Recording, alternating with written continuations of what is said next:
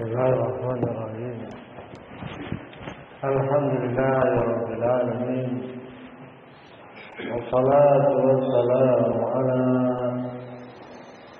حبيبه وخليله ونبيه صلى الله عليه وعلى آله وسلم يا أيها الذين آمنوا اتقوا الله حق تقاته ولا تموتن إلا وأنتم مسلمون يا أيها الناس اتقوا ربكم الذي خلقكم من نفس واحدة وخلق منها زوجها وبث منهما رجالا كثيرا ونساء واتقوا الله الذي تساءلون به والأرحام إن الله كان عليكم رقيبا يا أيها الذين آمنوا اتقوا الله وقولوا قولا سديدا يصلح لكم أعمالكم ويغفر لكم ذنوبكم ومن يطع الله ورسوله فقد فاز فوزا عظيما أما بعد فإن أصدق الحديث كتاب الله تعالى وخير الهدي هدي محمد صلى الله عليه وعلى آله وسلم وشر الأمور محدثاتها وكل محدثة بدعة وكل بدعة ضلالة وكل ضلالة في النار أعاذني الله وإياكم من النار وما قرب إليها من قول أو عمل. Saudara-saudara muslimin, bahwa yang saya muliakan dan saya hormati, ikhwani fiddin, a'azzani wa a'azzakumullah wa barakallahu fikum. Allah subhanahu wa ta'ala berfirman, wa aqsamu billahi jahda aymanihim la in amartahum la yakhrujun قل لا تقسموا طاعة معروفة إن الله خبير بما تعملون. Allah Subhanahu wa taala berfirman, dan mereka bersumpah dengan sumpah yang sungguh-sungguh bahwasanya jika kamu Muhammad menyuruh mereka berbuat kebaikan, yaitu untuk melaksanakan ketaatan, mereka akan melakukannya. Kata Allah Subhanahu wa ta'ala, katakan oleh Muhammad, tidak usah kalian bersumpah. Ketaatan itu sudah ma'ruf, sudah jelas mana ketaatan dan mana kemaksiatan. Qul la tuqsimu ta'atun ma'ruf. Sungguhnya Allah mengetahui apa yang kalian lakukan. Ayat ini adalah ayat yang mulia,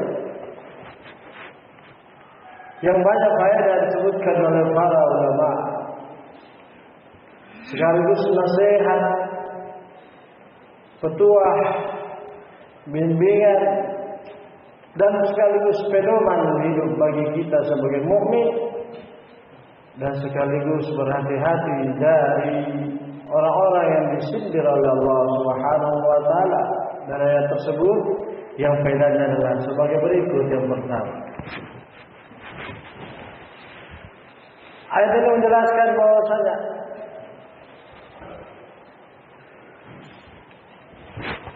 ada di kalangan umat Muhammad sallallahu alaihi wa ala alihi wasallam yang ingin menutupi kemaksiatannya, yang ingin menutupi pelanggaran syariatnya dengan bersumpah kepada Allah Subhanahu wa ta'ala. Dan ini adalah dijelaskan oleh para ulama, ini merupakan minal kabair, dosa besar. Walaupun di dalam sumpahnya tersebut ada unsur kebenaran, tapi keburukannya lebih banyak daripada kebenarannya. Apalagi kalau murni adalah kejelekan. Ada unsur kebenarannya saja para ulama mengatakan ayat ini bahwasanya mereka apakah itu adalah bagian dari kebaikan. Karena orang-orang yang disindir oleh Allah Subhanahu wa taala dalam ayat tersebut adalah orang-orang munafik. Yang mereka menampakkan kesolehan.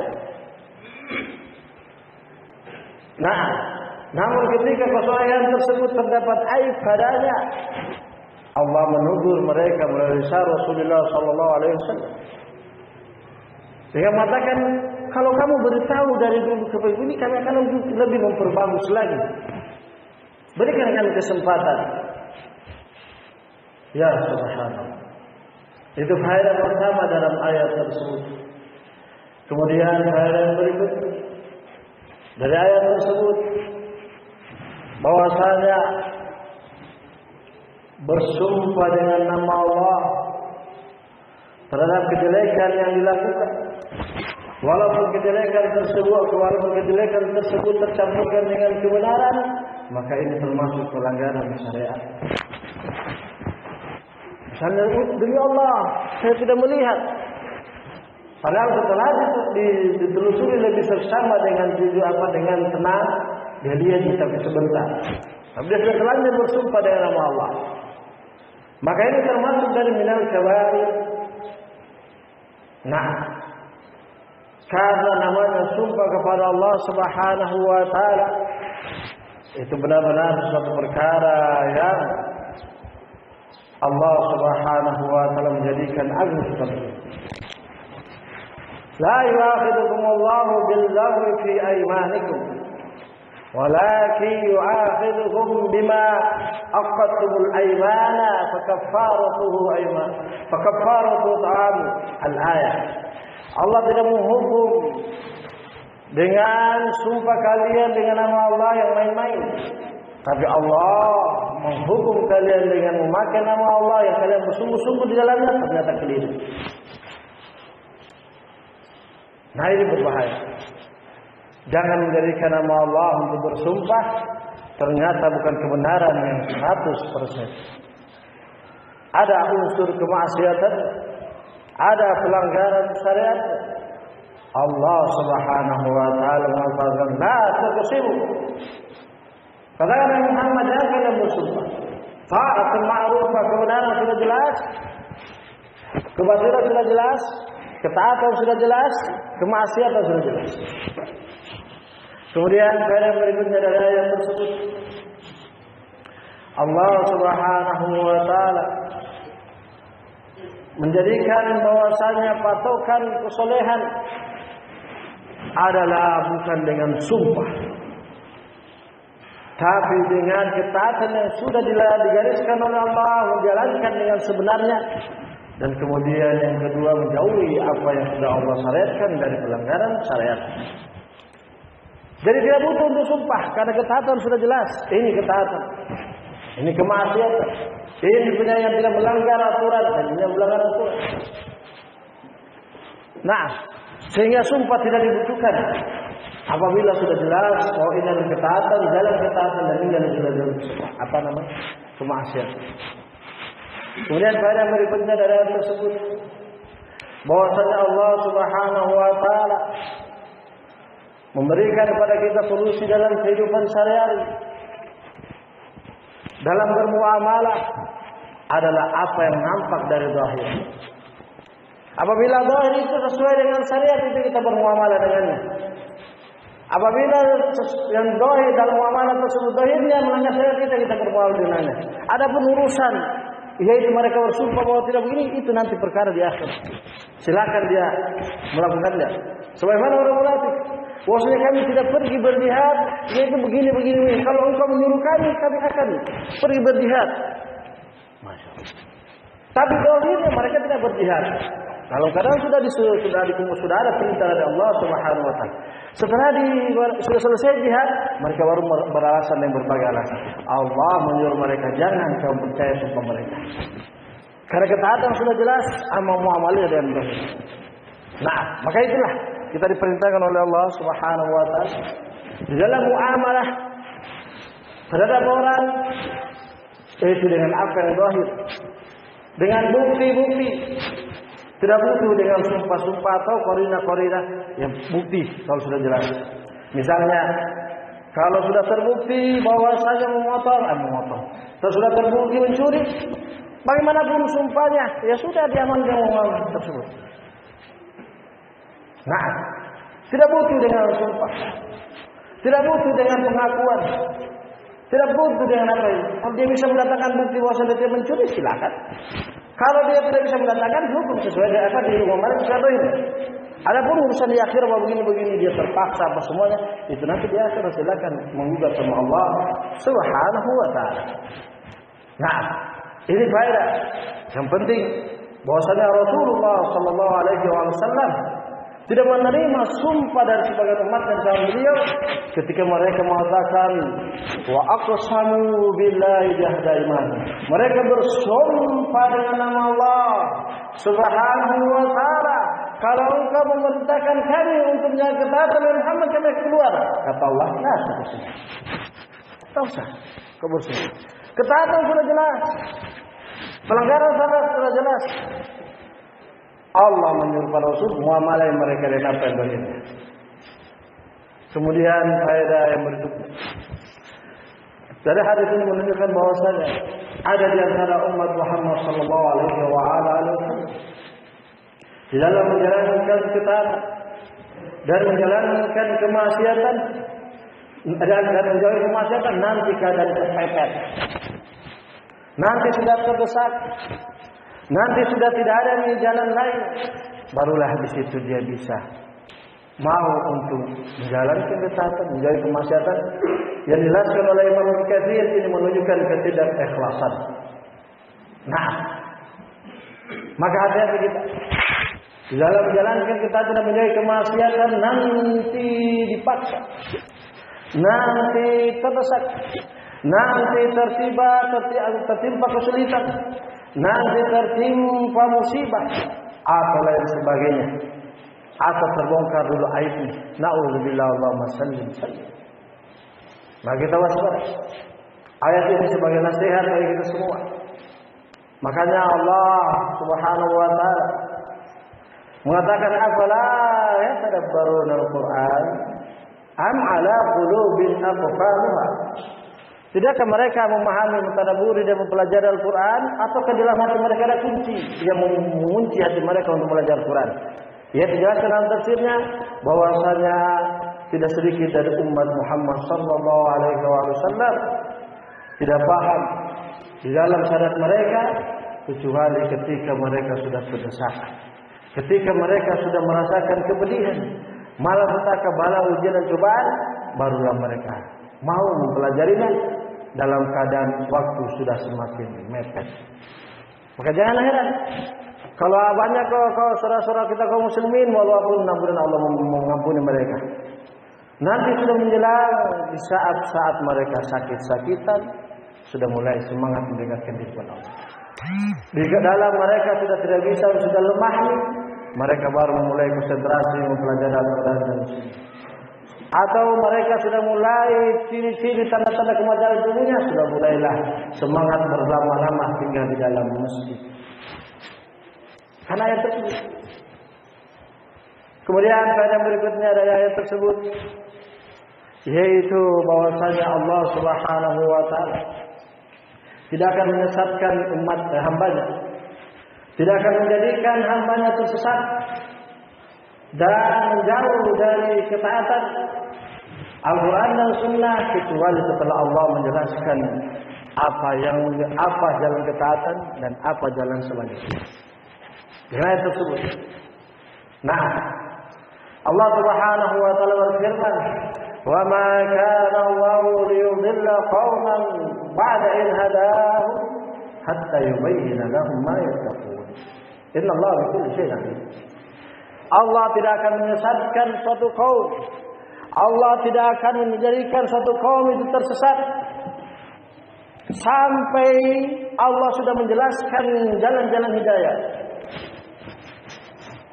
Sinkron ayat ini dalam surat At-Taubah dan surat An-Nur. Bahwasanya Allah menyuruh Rasul sallallahu alaihi wasallam tidak usah lagi percaya sumpah mereka. Sudah nampak jelas secara zahir mereka telah menjauh dari hidayah. Nah, di sini menunjukkan bahwasanya Allah Subhanahu wa taala tidak telah menyesatkan suatu hamba atau satu kaum atau seseorang atau lebih dan seterusnya kecuali sudah jelas padanya jalan-jalan hidayah. Maka kita waspada. Kita waspada terhadap diri kita. Yang kita sudah tahu itu ketaatan kemudian kita meninggalkannya. Yang kita sudah tahu itu kemaksiatan kita bermudah-mudahan di dalamnya. Bahkan Al-Imam As-Sa'di, Al-Imam Asy-Syaukani rahmatullahi alaihi dan para ulama yang semisalnya rahmatullahi alaihi dalam tafsir mengatakan termasuk dalam perkara ini adalah bukan hanya perkara wajib dan haram, termasuk perkara makruh dan mustahab. Nah, maka kita waspada, hati-hati. Jadikan ayat-ayat atau ayat-ayat Al-Quran sebagai nasihat untuk melembutkan hati kita, untuk meruntuhkan belenggu yang mengunci hati kita. Karena ayat tersebut tidaklah kecuali untuk sebagai nasihat sampai hari kiamat. Baik, kemudian ayat berikutnya dari ayat tersebut, wa aqsamu billahi jahda imanihim la in amartahum la yakhrujun qul la tuqsimu ta'atu ma'ruf. Ayat ini menjelaskan dari kata dalam ayat Allah ta'atun ma'rufah. Ketaatan itu sudah jelas, ma'ruf. Bahwasanya namanya ketaatan bagaimanapun untuk disamar-samarkan, bagaimanapun untuk dijauh-jauhkan, bagaimanapun ketaatan itu dihalang-halangi, dia akan tetap ma'ruf. Dia akan tetap dikenal, dia akan tetap nampak, dia akan tetap eksis, dia akan tetap ada terus yang menjalankannya, walaupun banyak yang sudah meninggalkannya. Dari kalimat ta'atun ma'ruf. Nah, ayat ini kalimat tersebut ta'atun ma'ruf sebisa dengan ayat Allah Subhanahu wa taala. Faminkum may yabkhal wa may yabkhal fa inna ma yabkhalu an nafsihi wallahu al-ghani wa antumul fuqara wa in tatawallaw yastabdil qauman ghayrakum la yakunu amsalah. Kalau kalian berpaling dari ketaatan, kalau kalian menjauh dari ketaatan, atau kalian sudah memudar dari ketaatan, kata Allah, pasti Allah akan menggantikan satu kaum yang menjalankan ketaatan tersebut tidak seperti kalian dalam ketaatan kalian dulu sebelum kalian meninggalkannya. Ayat tersebut pahami benar. Ta'atun ma'ruf. Maka jangan kita merasa senang, jangan kita merasa bahwasanya kita sudah meninggal, siapa lagi yang meninggalkan ketaatan ini? Siapa lagi? Jangan. Karena ta'atun ma'rufah. Kalau kita meninggal ketaatan, taat itu ma'rufah, tetap akan ada yang menjalaninya. Tetap ada yang akan istiqamah di dalamnya. Walaupun kita sudah memudar, walaupun kita sudah meninggalkan, walaupun dan bagaimanapun. Ta'atun ma'rufah. Dalam ayat lain dalam surat At-Taubah juga, wa in tatawallaw yastabdil qauman la yastabdil qauman ghairakum thumma la yadurruna.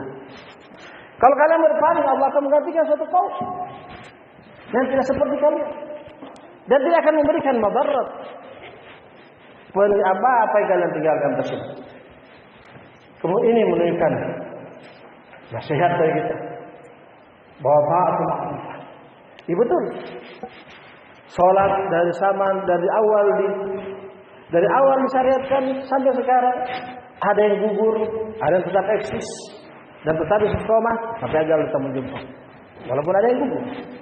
Sebutkan ketaatan satu persatu. Ada yang bersifat wajib maupun mustahab.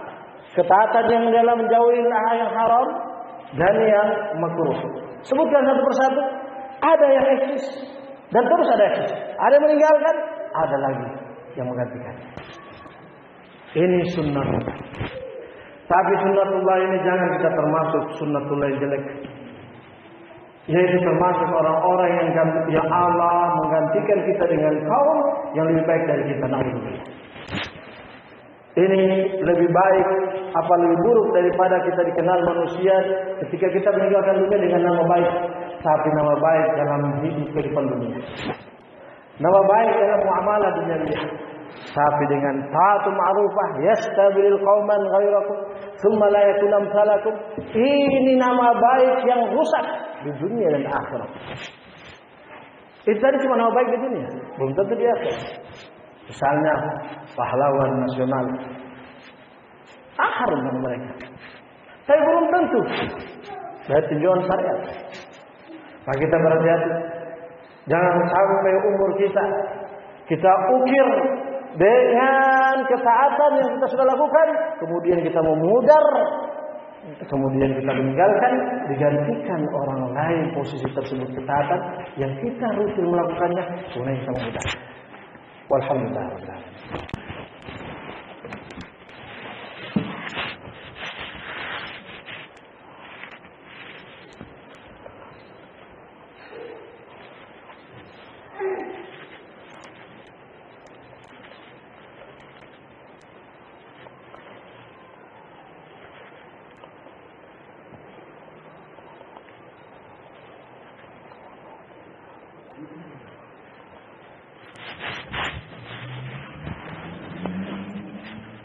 Bismillahirrahmanirrahim. Wassalatu wassalamu ala Rasulillah wa ala alihi wa sahbihi wa man tabi'ahum bi ihsanin ila yaumiddin. Saudara-saudara kaum muslimin, Bapak-bapak yang saya muliakan dan saya hormati, ikhwani fi din, a'azzani wa a'azzakumullah wa barakallahu fikum. Masih dari lafaz ta'atu ma'rufah, dijelaskan oleh ahli ilmu bahwasanya dengan ini al-haq, jelas al-haq, kebatilan, jelas kebatilan, ketaatan, jelas itu ketaatan, kemudian pelanggaran syariat, jelas pelanggaran syariat. Tidak ada yang subhat. Subhat itu samar hanya pada sebagian orang yang tidak tahu dan tidak paham, atau sama sekali dia ingin menyamarkan mana hak dan mana kebatilan.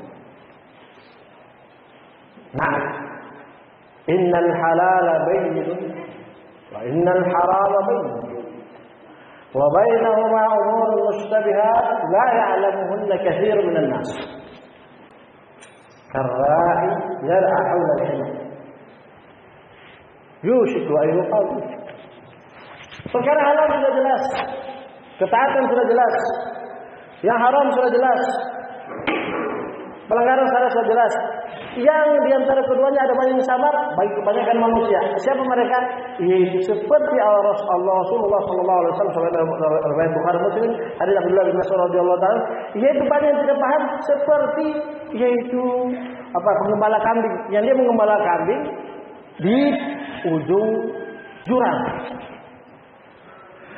Banyakkan orang paham bahwasanya mengembala kambing di ujung jurang itu berbahaya. Cuma orang sudah jelas bahwasanya mengembala di ujung jurang itu berbahaya. Itu sudah perkara jelas. Tapi banyak manusia yang ingin mencoba-coba membawa kambingnya ke sana. Nah, itu orang-orang ini yang terjatuh dalam perkara subhat. Bahwasanya sudah jelas ketaatan, sudah jelas pelanggaran syariat. Orang-orang yang tidak paham itu karena mereka menjerumuskan mereka kepada halalan yang sudah jelas ketaatan, kenapa kamu tinggalkan? Sudah jelas kemaksiatan, kenapa kamu mendekati? Itulah dia terjatuh dalam perkara subhat sama. Sebagaimana dikatakan oleh Syekhul Islam Ibnu Taimiyah rahimahullah dan diikuti oleh muridnya Imam Qayyim rahimahullah. Siapa saja yang sudah banyak meninggalkan atau siapa saja meninggalkan ketaatan dan bermudah-mudahan di dalam menjalankan pelanggaran syariat, dia akan banyak terjatuh dalam kesamaran dalam agama. Itu kata beliau rahimahullah. Itu dalam kitab Yusuf di belakang ini, Majmu' Fatawa. Siapa yang meninggalkan ketaatan dan bermudah-mudahan dalam kemaksiatan, dia akan banyak terjadi kerancuan, kesamaran di dalam agamanya. Nah, itu efeknya. Maka kita waspada lagi. Dari kalimat ta'atul ma'rufah. Kita sudah tahu ketaatan kita tinggalkan, hati-hati. Kita sudah tahu dengan kemaksiatan kita bermudah-mudahan atau pelanggaran kita bermudah-mudahan, hati-hati. Kita akan banyak mendapatkan. Semakin berjalan akan semakin banyak rancu pemahaman kita, pengamalan kita, berbahaya. Itu maksudnya dari hadis tersebut. Tapi bukan itu yang kita bahas sekarang hadisnya. Kita bahas surat An-Nur tadi. Kemudian faedah terakhir dari ayat tersebut walaupun bukan pembatasan, namun karena waktu yang membatasi kita. Yaitu lafaz innallaha khabirun bima ta'malun. Ayat ini Allah tutup ayat tersebut dengan lafaz tersebut menunjukkan bahwasanya Allah mengetahui apa yang kita ucapkan dengan ucapan tersebut dengan apa yang di dalam hati kita. Karena Allah mengatakan sebelumnya, jangan kamu bersumpah. Kata Muhammad, tidak usah kalian bersumpah. Dari kesalahan kalian dan pelanggaran syariat bahwa kalian itu menginginkan semangat, kebaikan. Tidak perlu. Allah tahu terhadap apa yang kalian lakukan. Kemudian Allah mengetahui terhadap kita, yaitu siapa di antara kita yang benar-benar bertakwa, yang benar-benar tidak bertakwa, yang semangatnya yaitu dibatasi oleh waktu dan semangatnya tidak terbatas oleh waktu. Dan Allah mengetahui apa yang kita nampakkan dan apa yang kita nampakkan. Allah mengetahui apa yang kita katakan baik di hadapan manusia atau di belakangnya. Semuanya, seluruh apa pemahaman yang kita tahu dari innallaha khabirun bima ta'malun, maka itu masuk dalam ayat tersebut. Maka kita waspada dan dapat tersebut innallaha khabirun bima ta'malun untuk kita berhati-hati di dalam pergerakan kita, perbuatan kita, penglihatan kita, pendengaran kita, dikala manusia sedang melihat kita, dikala kita tidak dilihat oleh manusia. Nah, di dalam menjalankan ketaatan yang nampak oleh manusia atau yang tidak nampak, atau di dalam dorongan hawa nafsu kita untuk melanggar syariat atau meninggalkan ketaatan, ataukah kita melawannya? Allah Subhanahu wa taala. Dan faedah dari ayat tersebut innallaha khabirun bima ta'malun, yaitu Allah mengetahui siapa di antara kalian yang berakhir amalannya dengan ketaatan atau sebaliknya. Itu di situ Allah menutup ayat tersebut. Ketika orang munafik bertameng dengan sumpah atau nama Allah bahwasanya mereka ingin semangat dengan ketaatan, Allah menutup ayatnya yaitu innallaha khabirun bima ta'malun. Jelaskan di antara tafsirnya yaitu bahwasanya Allah mengetahui bahwasanya di balik sumpah kalian akan meninggal dalam keadaan kemunafikan. Ini yang kita takuti. Semoga Allah menjaga saya dan kalian semua. Karena apa yang disebutkan dalam ayat tersebut adalah terjadi nanti di akhir zaman. Innallaha khabirun bima ta'malun, ini ayat tersebut ditujukan kepada orang munafik yang mereka sering menggunakan nama Allah untuk bersumpah di balik kemaksiatan mereka, di balik pelanggaran syariat mereka, di balik pengabaian mereka dari ketaatan. Mereka bernamakan nama Allah, kemudian Allah menutup dengan kalimat tersebut singkat padat namun berupa ancaman. Innallaha khabirun bima ta'malun. Allah mengetahui bahwasanya amalan kalian terakhir adalah kemunafikan. Nah, dijelaskan dalam riwayat itu bahwa orang-orang yang bersumpah tersebut mereka meninggal dan mati di atas kemunafikan. Sehingga itulah Allah mengatakan innallaha khabirun bima ta'malun. Ketika mereka di hadapan Rasulullah SAW mereka bersumpah dengan nama Allah begini dan begitu, Allah tidak mengatakan kalian, Allah tidak mengatakan neraka tidak, tapi Allah mengatakan innallaha khabirun bima ta'malun. Allah mengetahui bahwasanya dengan sumpah yang kalian pakai dengan namanya Allah, yaitu Allah akan mengakhiri kehidupan kalian dengan kemunafikan. Waliyadzubillah. Hati-hati kita. Nah, yastakhfuna minan nasi wa la yastakhfuna minallah wa huwa ma'ahum idh yubayyituna ma la yarda minal qawl. Mereka bertameng dengan nama Allah untuk menyembunyikan diri mereka kepada manusia, tapi mereka tidak menyembunyikan diri mereka dengan Allah. Padahal Allah senantiasa bersama mereka. Subhanakallah wa bihamdika asyhadu an la ilaha illa anta astaghfiruka wa atubu ilaik.